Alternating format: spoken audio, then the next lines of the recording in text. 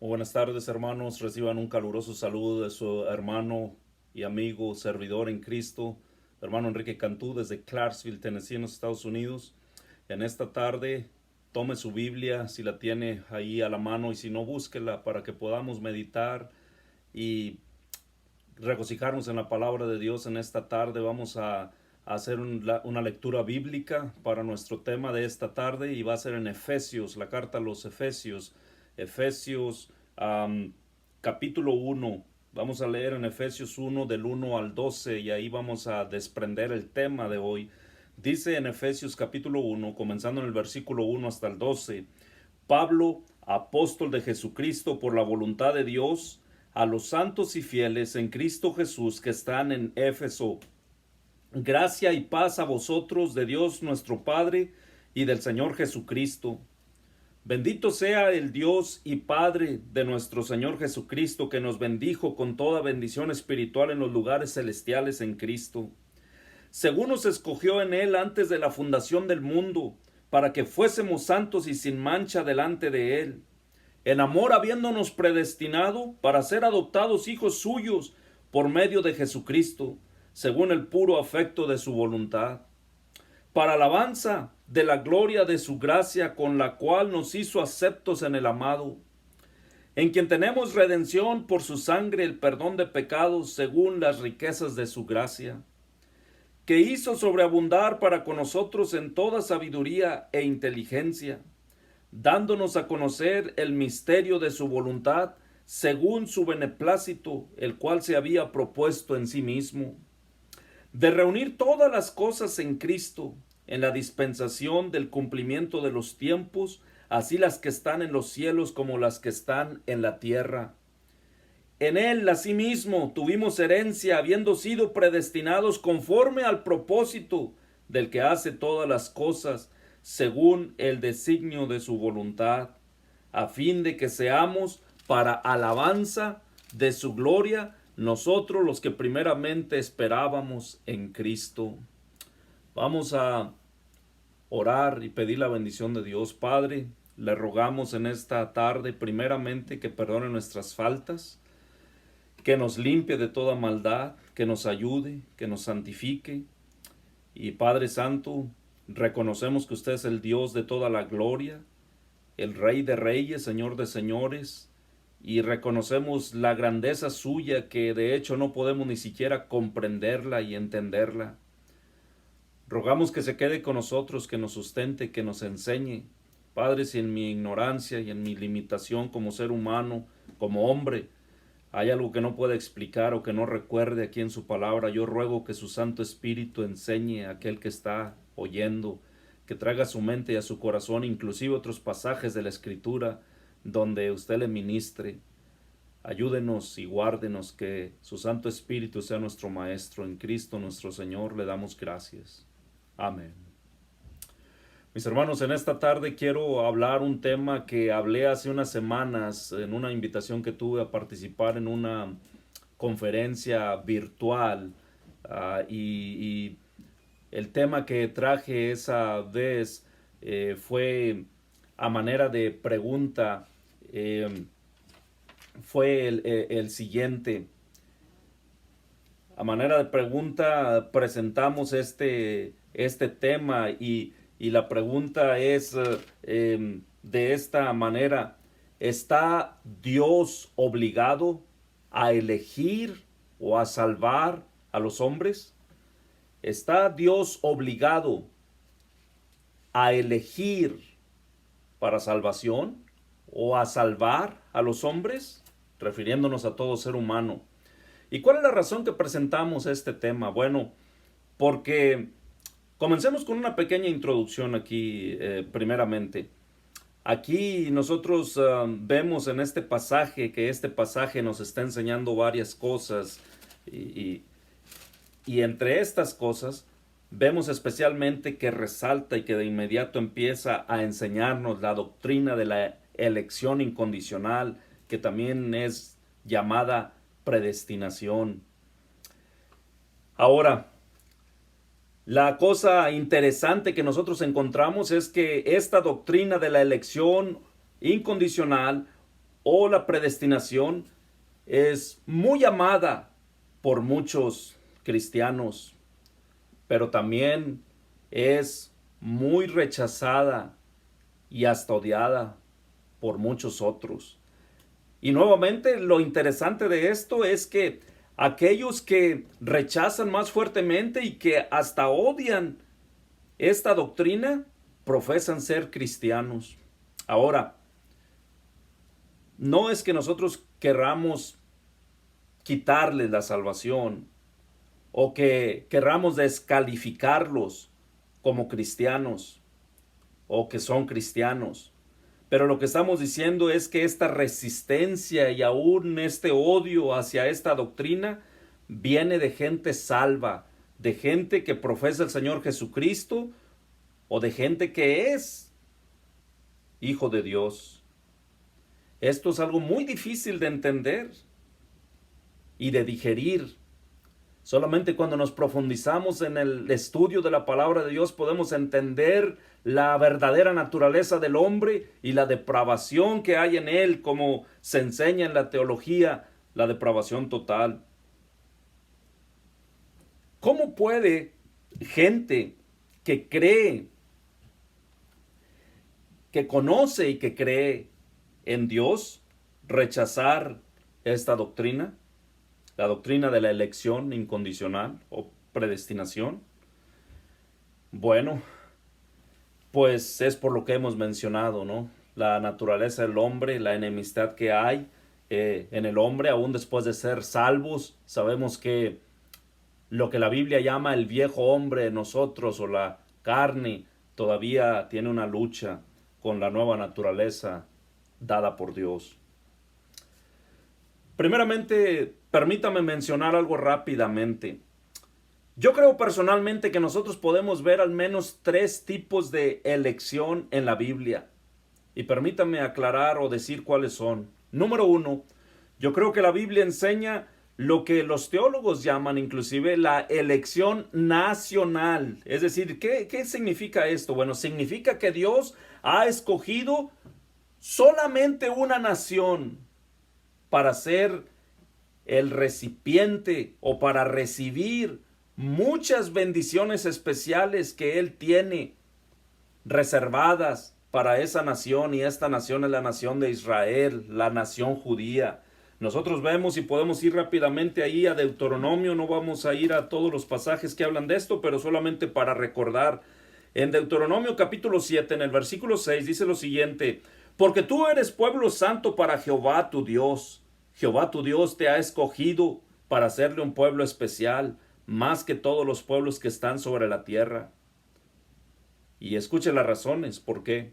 No por ser vosotros más que todos los pueblos os ha querido Jehová y os ha escogido, pues vosotros erais el más insignificante de todos los pueblos, sino por cuanto Jehová os amó y quiso guardar el juramento que juró a vuestros padres, os ha sacado Jehová con mano poderosa y os ha rescatado de servidumbre de la mano de Faraón, rey de Egipto.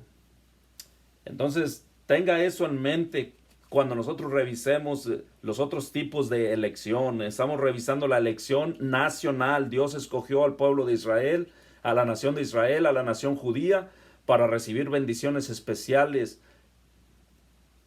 en esta tierra y en la vida venidera también. Y Él dice por qué. Fue solamente porque Él quiso, ¿sí? Fue porque Él quiso escogerles y porque Él les amó, les miró con favor. Después nosotros tenemos y encontramos también lo que es llamado en teología la elección vocacional. ¿Qué significa eso de elección vocacional? Bueno, esto quiere decir que Dios escoge a hombres, mujeres, a personas para hacer un trabajo en especial o particular, o un servicio en especial o en particular. Y uno de los casos más conocidos, más bien conocidos en la Escritura, entre el pueblo de Dios, es el caso del apóstol Pablo. ¿Recuerda usted lo que el Señor le dijo a Ananías? Y rápidamente leemos en el libro de los Hechos, en el capítulo 9, cómo Dios escogió a el apóstol Pablo para ser un instrumento de Él para servirle. En Hechos capítulo 9, versículo 15, dice, está hablando Dios a Ananías, dice, el Señor le dijo, ve porque instrumento escogido me es este, para llevar mi nombre en presencia de los gentiles y de reyes y de los hijos de Israel, porque yo le mostraré cuánto le es necesario padecer por mi nombre. Imagínense, Dios lo escogió como un instrumento, ¿no? Tenía un propósito, es una elección vocacional, es decir, para una vocación, para un trabajo. El apóstol Pablo, como podemos recordar, estaba enemistado, era un enemigo literalmente de Dios, de Cristo, de los cristianos, de la iglesia de Dios, pero Dios lo escogió solamente por su buena voluntad, porque Él quiso escogerle. Lo escogió para ser un instrumento de Él y le encomendó predicar el bendito evangelio de nuestro Señor Jesucristo. De hecho, el apóstol Pablo nunca pudo olvidar eso y él siempre mantenía en su mente qué es lo que él era en su vida pasada y cómo lo había encontrado el Señor y cómo lo rescató, de tal manera que lo vemos decir en varios pasajes de la Escritura. Recuerda, por ejemplo, allá en Primera de Corintios, en el capítulo 15, vamos a ir rápidamente ahí, en Primera de Corintios, en el capítulo 15, en el versículo 9, dice el apóstol Pablo hablando, dando testimonio de su vida y de lo que Dios había hecho con él, dijo, porque yo soy el más pequeño de los apóstoles, que no soy digno de ser llamado apóstol porque perseguí a la iglesia de Dios. Y después dijo, pero por la gracia de Dios soy lo que soy. Gracias al Señor por ello. Entonces nosotros vemos que Dios escoge también para un servicio o para un trabajo en particular.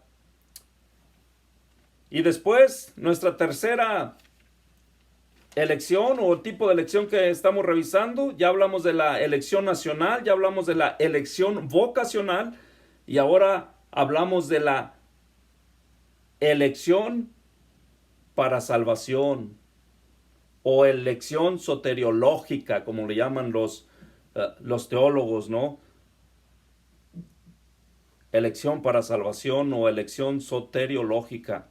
¿Qué es lo que significa eso? Bueno, básicamente significa que Dios escoge o escogió gente, seres humanos, hombres, para ser salvos, para ser libertados de sus pecados, para creer el glorioso evangelio de nuestro Señor Jesucristo, para ser reconciliados con Él a través del sacrificio del Señor Jesucristo.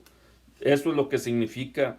Y hay muchas porciones de la Escritura para esto. Recuerda ya en 2 de Tesalonicenses capítulo 2, versículo 13, lo que dijo también el apóstol Pablo. Pero nosotros debemos dar siempre gracias a Dios respecto a vosotros, hermanos amados por el Señor, de que Dios os haya escogido desde el principio para salvación, mediante la santificación por el Espíritu y la fe en la verdad. Entonces ahí vemos este tipo de elección. Y bueno, es un elemento de las doctrinas de la gracia, claro. Ahora, hay algo muy interesante aquí. Una vez más, en nuestro texto principal, nosotros encontramos que enseña, entre otras cosas, la doctrina de la elección incondicional o la predestinación.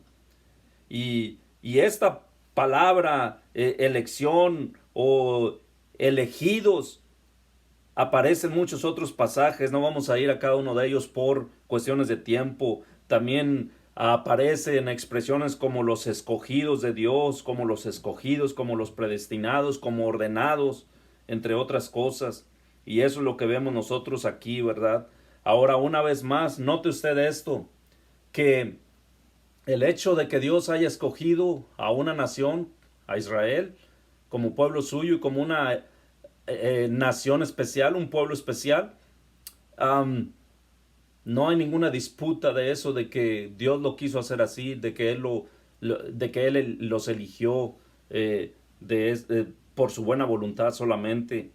Cuando Dios escoge a alguien para hacer un trabajo particular también, o un llamamiento en su vida para cierto servicio, también no hay mucha molestia o resistencia. Pero cuando hablamos de la elección para salvación, hay una gran resistencia, como dijimos, y hasta odio, rechazo profundo a esta doctrina. Pero de acuerdo a lo que vemos nosotros aquí, es exactamente lo mismo en este pasaje de Efesios, en el versículo 4 y 5, note usted, según nos escogió en él antes de la fundación del mundo para que fuésemos santos y sin mancha delante de él, en amor habiéndonos predestinado para ser adoptados hijos suyos por medio de Jesucristo según el puro afecto de su voluntad. Recuerda esa expresión, según el puro afecto de su voluntad. Entonces, cuando esta doctrina de la elección incondicional o predestinación es rechazada, es repudiada por los hombres, entonces hay como un cierto reclamo hacia Dios, como pensar que Dios es injusto y pensar que Dios está obligado a salvar a los hombres, o como dicen por ahí a veces, a darles a todos la misma oportunidad. Y la realidad es que es una falta de entendimiento de esta doctrina, porque el destino natural del hombre, apartado de la presencia de Dios, es la perdición, es perecer, es ir al lugar de tormento eterno, porque el hombre ama al pecado y se ama a sí mismo antes que a Dios. Entonces, nuestra pregunta y nuestro tema otra vez en esta tarde es, ¿está Dios obligado a elegir para salvación o a salvar a los hombres? Y entonces nosotros tenemos que presentar nuestros argumentos y decir, contestar esta pregunta de esta manera. Rotundamente no. Dios no está obligado a elegir para salvación o a salvar a ningún hombre. Y aquí están nuestras razones en esta tarde. En primer lugar, tenemos que recordar que Dios es el creador. ¿Qué queremos decir con esto? Dios no está obligado a salvar o a elegir a los hombres para salvación porque Dios es el creador. Él tiene los derechos de autor, como podemos decir en nuestros días. No solamente tiene los derechos de autor, sino la patente, si le quiere llamar así, más que la patente, porque Él no hizo un invento, sino que creó todas las cosas. Entonces Él tiene los derechos de autor sobre su creación. En otras palabras, Él determina qué hacer, cómo hacerlo y cuándo hacer algo con su creación. ¿Por qué? Porque Él tiene el derecho, porque Él es el dueño, porque Él es el hacedor de todas las cosas, porque Él es el creador del mismo universo. Entonces Él tiene el derecho aún de disponer de su creación como Él quiera y como a Él le agrade. De hecho, hablando acerca de la elección o predestinación, el apóstol Pablo dijo lo siguiente. Vamos a ir a Romanos capítulo 9 y ahí vamos a leer solamente 3 versículos. Romanos capítulo 9. Romanos capítulo 9 y en el versículo 19 vamos a leer 3 versículos ahí. Romanos 9, 19, el apóstol Pablo hablando acerca precisamente de la elección dice en el 19, pero me dirás, ¿por qué pues sin culpa? Porque ¿quién ha resistido a su voluntad? Mas antes, oh hombre, ¿quién eres tú para que alterques con Dios? ¿Dirá el vaso de barro al que lo formó, ¿por qué me has hecho así? ¿O no tiene potestad el alfarero sobre el barro para hacer de la misma masa un vaso para honra y otro para deshonra? Imagínense. O sea, este argumento contra Dios es un argumento muy viejo. El hombre quiere imponer responsabilidad sobre Dios para escapar de las responsabilidades de Él. Y el apóstol Pablo le dice, mas antes, oh hombre, ¿quién eres tú para que alterques con Dios? Dirá el vaso de barro al que lo formó, ¿por qué me has hecho así? Imagínese, eso no podemos nosotros ni siquiera concebirlo en nuestra mente. Suponga que usted hizo una silla, una mesa o alguna cosa de esas y que luego la silla o la mesa le empiece a reclamar y quiere empezar a mandarlo a usted, diciendo, ¿por qué me has hecho así? Entonces es algo totalmente absurdo. Así es que Dios no está obligado a elegir para salvación o a salvar a los hombres. Rotundamente no, simple y sencillamente porque Él es el creador. Allá en Ezequiel, en el capítulo 18, versículo 4, dijo también el Señor a través de su profeta: he aquí que todas las almas son mías, como el alma del Padre, así el alma del Hijo es mía. El alma que pecare, esa morirá. Y en Proverbios 16:4 dice también lo siguiente: todas las cosas ha hecho Jehová para sí mismo, y aún al impío para el día malo. Después en Romanos, allá adelantito, en el capítulo 11, en el versículo 36, Romanos 11, 36, dice así el apóstol Pablo una vez más: porque de Él, hablando de Dios, porque de Él y por Él y para Él son todas las cosas, a Él sea la gloria por los siglos. Amén. Permítame decirle algo, mis hermanos, en esta tarde. Este asunto de que Dios es el creador y el amo y señor y el dueño de todas las cosas, debería ya de cerrar aquí esta pregunta y ya no hay necesidad de más argumentos. El contestar esta pregunta: ¿está Dios obligado a elegir para salvación o a salvar a los hombres? Con eso sería suficiente para contestar y cerrar nuestra Biblia y cerrar nuestro punto de discusión. Pero para que veamos que hay más argumentos, decimos otra vez y nos cuestionamos: ¿está Dios obligado a elegir para salvación o a salvar a los hombres? Y tenemos que contestar enfáticamente una vez más: rotundamente no. ¿Por qué? Porque Dios es soberano, porque Dios es soberano. Y aquí vamos a tomar prestadas unas palabras de Arturo W. Pink o Arthur W. Pink en su libro titulado La soberanía de Dios. Él dice lo siguiente, dice el hermano Pink: la soberanía de Dios. ¿Qué queremos decir con esta expresión? Queremos decir la supremacía de Dios, que Dios es rey, que Dios es Dios. Decir que Dios es soberano es declarar que Él es el Altísimo, quien hace todo conforme a su voluntad en las huestes de los cielos y entre los habitantes de la tierra. Y después prosigue: decir que Dios es soberano es declarar que es el omnipotente, el poseedor de toda potestad en los cielos y en la tierra, de modo que nadie puede frustrar sus designios, impedir sus propósitos, ni resistir su voluntad.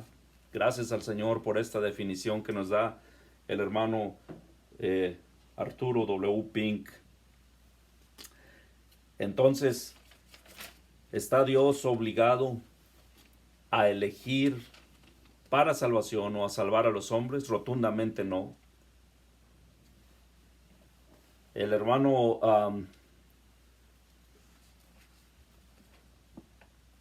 hermano Pink prosigue y dice lo siguiente: decir que Dios es soberano significa declarar que es el solo soberano Rey de reyes y Señor de señores.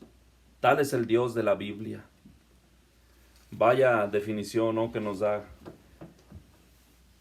Así que, si Dios es soberano, ¿cómo puede Él estar obligado a elegir para salvación o a salvar a alguien? Si alguien piensa que Dios es obligado o que Él está obligado a salvar, entonces ese no es el Dios de la Biblia. La palabra de Dios nos enseña y dice acerca de Dios, del Dios que es revelado en la Biblia, lo siguiente, y este es Nabucodonosor hablando en Daniel capítulo 4, 35. Todos los habitantes de la tierra son considerados como nada, y Él hace según su voluntad en el ejército del cielo y en los habitantes de la tierra, y no hay quien detenga su mano y le diga: ¿qué haces? También en el Salmo 115, versículo 3 dice lo siguiente: nuestro Dios está en los cielos, todo lo que quiso ha hecho. Ese, mis hermanos, es el Dios de la Biblia, el Dios soberano. Así es que, ¿está Dios obligado a elegir para salvación o a salvar a los seres humanos? Rotundamente no, porque Él es soberano. Y proseguimos una vez más con la pregunta: ¿está Dios obligado a elegir para salvación o a salvar a los hombres?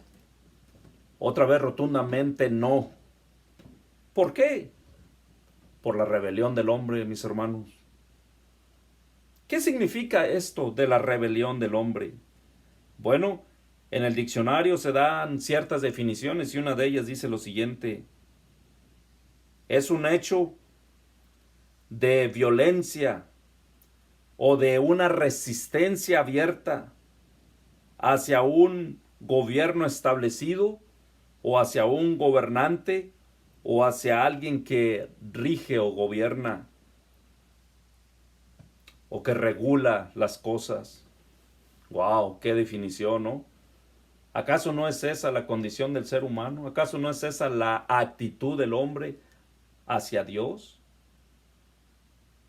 ¿Acaso no es eso lo que el salmista escribió hace muchos años en el Salmo 2? Vamos ahí a leer rápidamente el Salmo 2.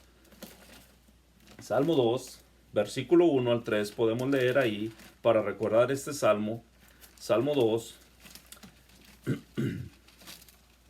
En el Salmo 2, versículo 1 al 3, dice lo siguiente: ¿por qué se amotinan las gentes y los pueblos piensan cosas vanas? Se levantarán los reyes de la tierra y príncipes consultarán unidos contra Jehová y contra su ungido, diciendo: rompamos sus ligaduras y echemos de nosotros sus cuerdas. Imagínense lo que dicen los hombres, ¿no? Lo que nos enseña ahí. Ahora, nosotros podemos concluir basados en este salmo y en lo que vemos en toda la escritura de la rebelión y de la actitud del hombre para con Dios. Podemos concluir esto y decir: los hombres perversos siempre están buscando o siempre sienten, podemos decir, que el gobierno de Dios sobre sus vidas y los mandamientos de Dios son restricciones o limitaciones sobre ellos que impactan negativamente su vida, y que debido a ello los hombres no pueden gozar o disfrutar de una libertad verdadera que ellos merecen. Y así que esto es lo que ellos dicen entonces: rompamos sus ligaduras y echemos de nosotros sus cuerdas.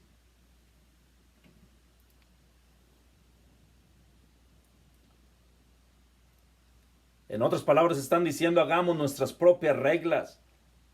Vivamos como una vida como nosotros querramos y como a nosotros nos plazca.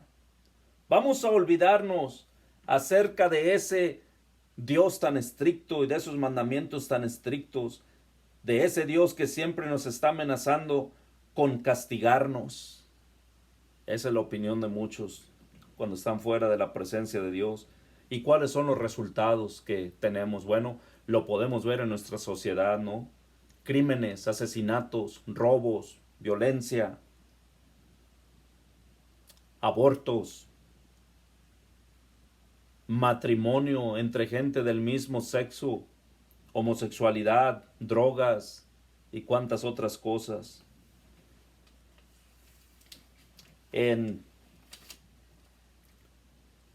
su comentario, el hermano Carlos Spurgeon,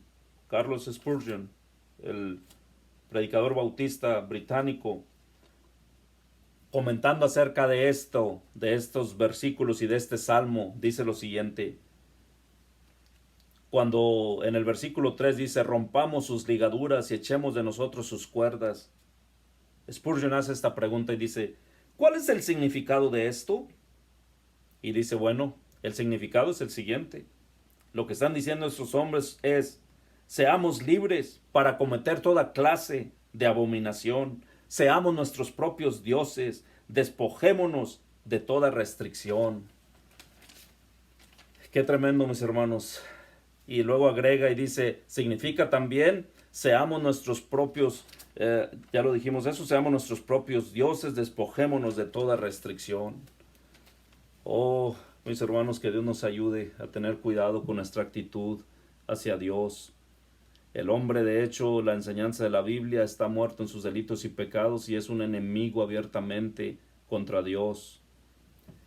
Y entonces vemos solamente que la maldad y las cosas se van en peor. Podemos recordar allá lo que sucedió en Génesis capítulo 6, versículo 5. Vamos a ir ahí a Génesis rápidamente, capítulo 6. Génesis 6, 5. Del 5 al 7 dice, y vio Jehová que la maldad de los hombres era mucha en la tierra, y que todo designio de los pensamientos del corazón de ellos era de continuo solamente el mal. Y se arrepintió Jehová de haber hecho hombre en la tierra, y le dolió en su corazón, y dijo Jehová, raeré de sobre la faz de la tierra a los hombres que he creado, desde el hombre hasta la bestia, y hasta el reptil y las aves del cielo, pues me arrepiento de haberlos hecho. Imagínese lo que se veía ya en ese tiempo, ¿no? Y así es como estamos viendo nuestro mundo, nuestra sociedad que va en ese camino, en esa dirección. También el predicador dijo en Eclesiastés 7:29, he aquí, solamente esto he hallado, que Dios hizo al hombre recto, pero ellos buscaron muchas perversiones.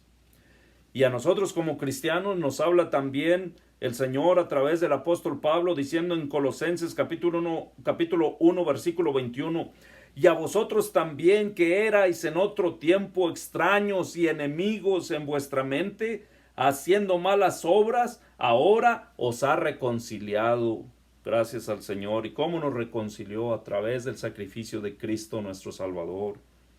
Así es que una vez más podemos hacer la pregunta, ¿está Dios obligado a elegir para salvación o a salvar a los hombres? Y otra vez nuestra respuesta es un rotundo no. ¿Por qué? Porque la salvación es solamente por la pura gracia de Dios. Dios no es responsable de salvar a alguien, no tiene obligación y Dios no le debe nada a nadie. Él no le debe absolutamente nada. En Romanos capítulo 11, otra vez, regresamos ahí donde estuvimos hace unos minutos, en Romanos 11, leemos ahora del versículo 33 al 36 lo que dice el apóstol Pablo. Dice, oh profundidad de las riquezas de la sabiduría y de la ciencia de Dios, cuán insondables son tus juicios e inescrutables sus caminos. Porque ¿quién entendió la mente del Señor? ¿O quién fue su consejero? ¿O quién le dio a él primero para que le fuese recompensado? Porque de él, y por él, y para él son todas las cosas. A él sea la gloria por los siglos. Amén. Imagínense, hermano, lo que contestaba, lo que decía el apóstol Pablo. Así es que Dios no está obligado a elegir para salvación o a salvar a nadie, porque la salvación es por gracia. Y recordemos un poco qué es lo que significa gracia. Yo sé que siempre tenemos esa definición cortita, ¿no? De que gracia es un favor inmerecido, y eso es cierto. Pero mire, quiero presentarle una definición de gracia por un hermano que ni siquiera tengo su apellido, Phillips. El hermano Phillips dijo lo siguiente acerca de la gracia de Dios. Dijo, gracia, la inclinación de Dios, inclinándose desde las alturas de su majestad para alcanzar, tocar y tomar nuestra insignificancia y nuestra pobreza. Imagínense. Sí, mis hermanos y hermanas, Dios miró nuestra miseria y tuvo misericordia de nosotros y envió a su Hijo, al Señor Jesucristo, a morir en la cruz por nuestros pecados. Y eso no fue un accidente, sino que Él planeó todo, incluyendo nuestra salvación, antes de la misma fundación del mundo. Él nos eligió solamente por su buena voluntad, solamente porque Él quiso. Nos eligió para ser salvos, para ser redimidos por la sangre de Cristo Jesús nuestro Salvador. Entonces, vamos a sumarizar rápidamente aquí para cerrar el mensaje. Nuestro tema fue a manera de pregunta: ¿está Dios obligado a elegir para salvación, no a salvar a los hombres? Y dijimos rotundamente no. ¿Por qué?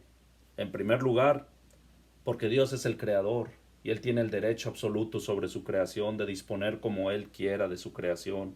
En segundo lugar, porque Dios es soberano. Él puede hacer lo que Él quiera y no hay nadie en que trate de detener su mano y le diga qué haces.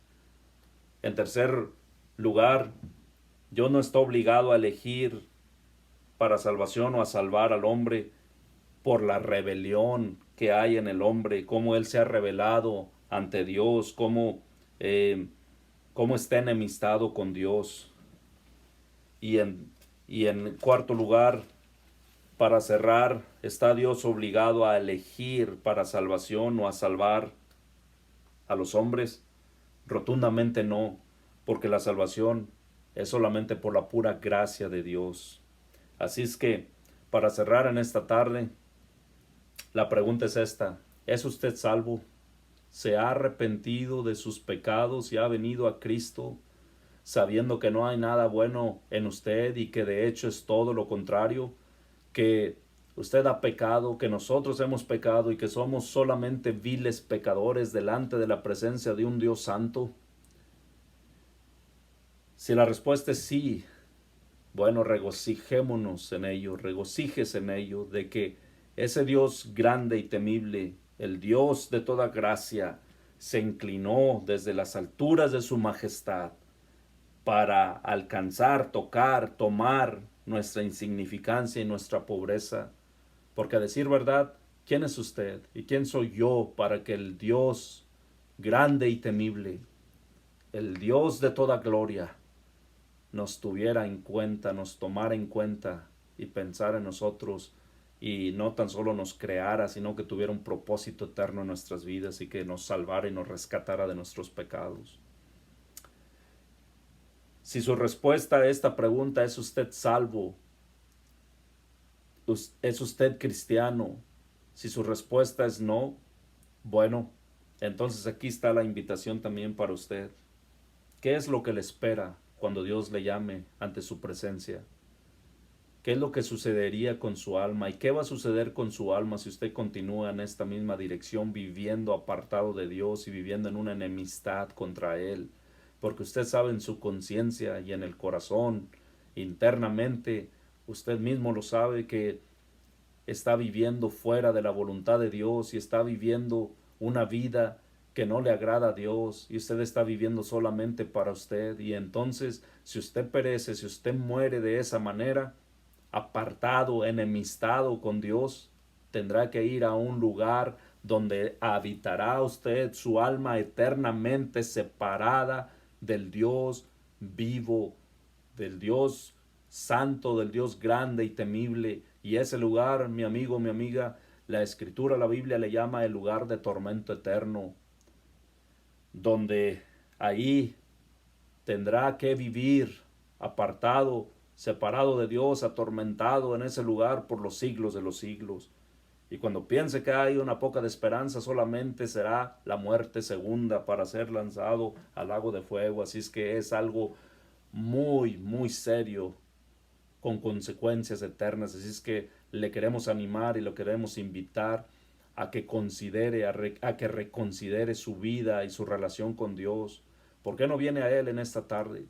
¿Por qué no viene a Él? Y usted dirá quizás: hermano, yo ni siquiera lo siento y no tengo ni la fe y es más, no tengo ni el interés. Yo le diría: sí, eso es cierto, eso es lo natural, no piense que es solamente usted, pero usted está en un grave peligro y necesita reconsiderar su actitud y su vida delante de Dios. Así es que le animamos a que venga delante de Él y a que se humille delante de Dios y a que le suplique y a que le confiese la frialdad de su corazón y le confiese su enemistad con Él y le diga: Dios, ayúdeme, tenga misericordia de mí.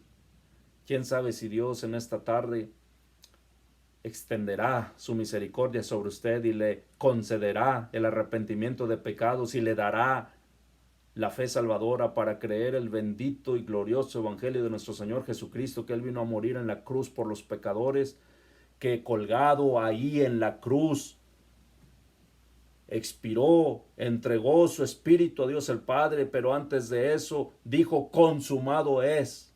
Con esto estaba afirmando que había hecho la voluntad de Dios Padre, había venido a pagar en la cruz por los pecadores. Así es que su cuerpo fue bajado, fue puesto en un sepulcro y resucitó de entre los muertos al tercer día, y después fue llevado o ascendió a la diestra de Dios Padre, donde Él se encuentra hoy mismo, y que un día vendrá por su pueblo y después vendrá con poder y gloria y como juez. Así es que le animamos a que venga Él.